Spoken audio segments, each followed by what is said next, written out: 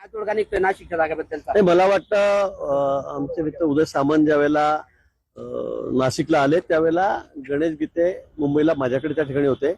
मुख्यमंत्री महोदयांना आम्ही त्या ठिकाणी भेटलो, शिंदे साहेबांनाही त्या ठिकाणी भेटलो.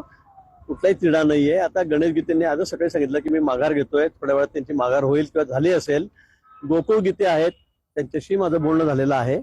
निश्चित ते सुद्धा या ठिकाणी मागे ते थोडे आग्रही आहेत, पण मी त्यांना समजवलेलं आहे. मला वाटतं ते 100% त्या ठिकाणी आपली उमेदवारी थोड्या वेळात मागे घेतील. जळगावमध्ये पण शिंदे गटाचे जुना पक्ष आहे, राष्ट्रवादी अजित पवार गटाचे 3 उमेदवार पक्ष आहेत. इथे पण भाऊ अजूनपर्यंत मला वाटतं महायुतीतले सगळेच उमेदवार जे आहेत ते मागे घेतील, आपापली उमेदवारी मागे घेतील. आमच्या 17च्या 17 ठिकाणी जागांवर आम्ही या ठिकाणी एकमताने उमेदवार दिलेले आहेत. जागेचं वाटप झालेलं आहे, आपल्याला कल्पना आहे, आणि कुठेही आमची बंडखोरी होणार नाही. भाऊ एकीकडे आज गुलाबराव पाटलांनी खंत बोलून दाखवलेली आहे की नाशिकच्या जागेबद्दल आम्ही त्यांना जागा सुटली, मात्र त्यानंतरही त्यांनी त्या ठिकाणी बंडखोरी केली. हा आमच्यावर आणि कार्यकर्त्यांवर अन्याय असं त्यांनी म्हटलं आहे. मला वाटतं अजून 3 वाराला वेळ आहे. अजून बंडखोरी केली म्हणजे काय? आता इथे 2 शिवसैनिकांनी भरलेलेच आहेत ना, नगरसेवकांनी भरलेले आहेत. त्यामुळे मला असं वाटतं की कोणी कुठे बंडखोरी केलेली नाही. 3 वाजेनंतर तुम्ही म्हणू शकता कुठे बंडखोरी झाली म्हणून. आता अब्दुल सत्तार आहे, त्यांचा मुलगा आहे, तो पण उभाच आहे, तर काय काय बोलतायत. पण असं कुठे नाहीये, कुठे बंडखोरी होणार नाही. म्हणजे माननीय मुख्यमंत्री आहेत, माननीय उपमुख्यमंत्री आहेत, दोघे उपमुख्यमंत्री आहेत, सर्व लक्ष घालून आहेत. आणि आमचे जे जे उमेदवारांनी फॉर्म भरलेले होते, जे अधिकृत नाहीत, ते सर्वजण उमेदवारी अर्ज आपले मागे घेतील आणि आम्ही 17च्या 17 जागा या ठिकाणी जिंकू.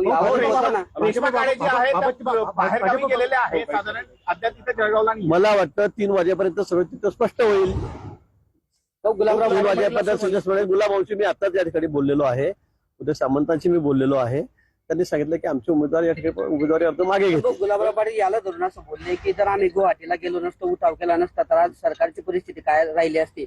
आणि दुसरीकडे मोठ्या भावाने लहान भावाकडे नीट लक्ष द्यावं अशी अपेक्षा त्यांनी व्यक्त केली आहे. ठीक आहे, त्यांची अपेक्षा काही हरकत नाही. बंडखोरीबाबत भाजप जशी चाल खेळेल तशीच शिवसेना खेळेल असं देखील गुलाबराव पाटील म्हणतात. मला वाटतं असं कोणी बोलता कामा नये. आपण प्रमुख नेते आहोत, पक्षातले मंत्री आहोत, आणि कुठेही शेवटपर 3 वाजेपर्यंत आपण का बोलतात? आता सगळ्या ठिकाणी 100% ठिकाणी प्रत्येक जे महायुतीतले घटक पक्ष आमच्यावर त्यांनी उमेदवारी अर्ज भरलेले आहेत. आता नेत्यांच्या सांगण्यावरून त्यांनी मागे घेतलेली उमेदवारी. मग शिंदे साहेब ज्या ठिकाणी बोलले, शिवसैनिकांनी मागे घेतलेली आहे.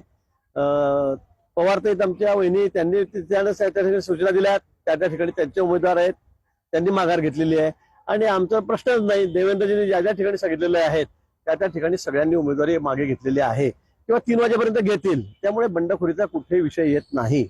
3 वाजेनंतर तुम्ही म्हणू शकतात कुठे बंडखोरी झाली, काय झालं. गणेश गीते घेतात भाऊ, गोकुळ गीतेंचं काय?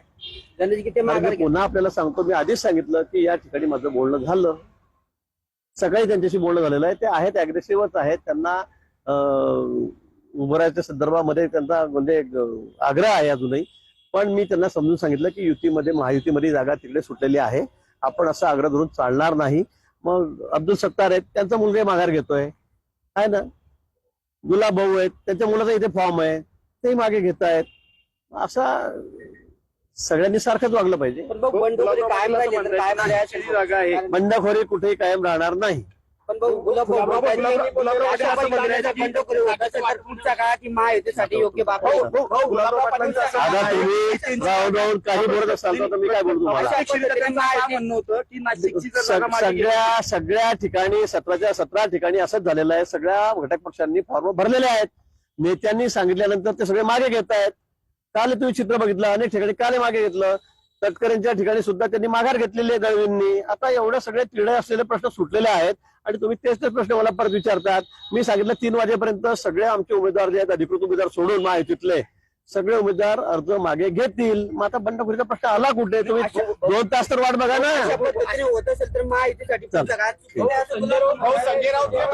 42 प्रश्न विचारता मला. संजय राऊत जे म्हणतात आहे की प्रचंड प्रमाणात पैसे खर्च करून सेवा करायला जात आहे, कार्यकर्त्यांची निवडणूक राहिली नाही.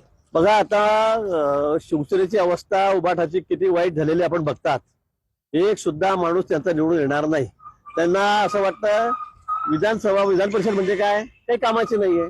महापालिका ठरले, एक ठिकाणी त्याला यश आलं नाही, जिंकता आलं नाही, महापौर करता आलं नाही, तेच म्हणतायत काय करायचं इथे, ते तेच म्हणतायत ही काय कामाची आहे.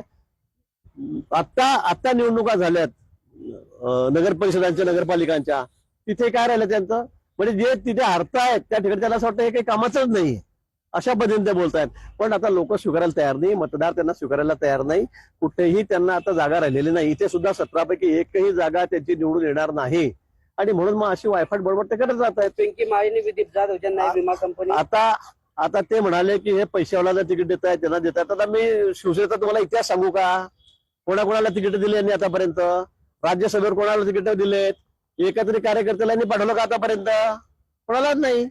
मी मागचा इतिहास सांगेल तुम्हाला, मी कोणाकोणाला सगळे मोठ्या मोठ्या लोकांना दिले ना, कसे दिले ते आपल्याला माहित आहे, आपल्याला कल्पना आहे ना कोणाकोणाला तिकीट